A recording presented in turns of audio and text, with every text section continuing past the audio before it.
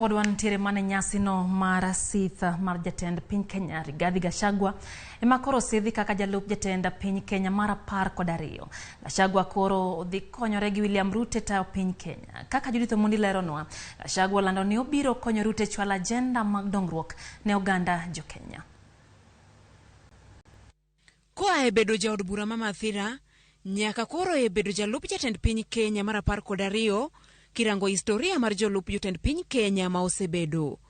Rigathi Gachagua ne omolo e alap makasarani ne nyasi maduong' mar sidhe kaka jalup jatend piny Kenya. Wananchi asante. E kar saa 7:50, thuolo mare ne ochopo mar ting'o Muma kendo singore nyim jo Kenya.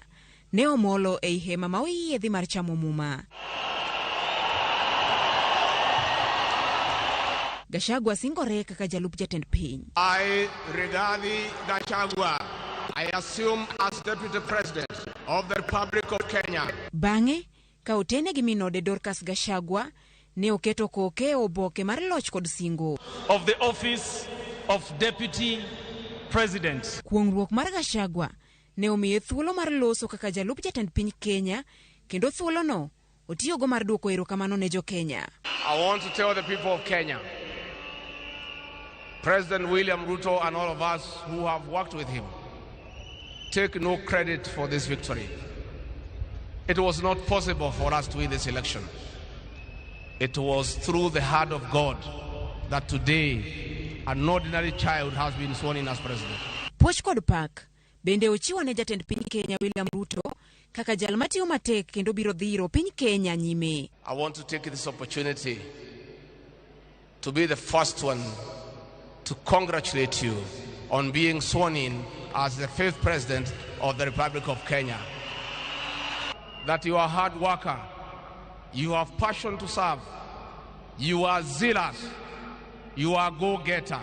Rigathi kata kamano, okoni telo magika ok dhi bedo kod tich mayot, kaluwore ni telo mowuok owegi kod gope manyaka gichul maka gi kacha. The way you prayed for President William Ruto to be elected as president, please continue praying for him and his team to be able to start the economic transformation of this great republic.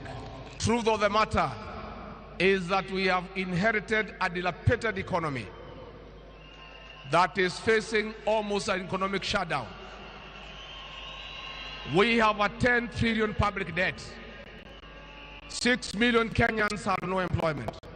14 million Kenyans are in CRB. We have a demoralized public service. Kamoloyo duto, to okoni omor kaluwore ni jo Kenya koro ni thuolo mar timo gimoro amora maonge luoro mar ni jatelo moro amora mar piny owacho biro bugo ngimagi. Finally, you are free. Kenya is now a democratic country. You don't have to look back when you do something. All Kenyans are free to associate with whoever they want. From now, you don't have to talk with each other through the WhatsApp for fear of being recorded and persecuted by state agencies. Judith Omondi, Ramogi TV, Nairobi.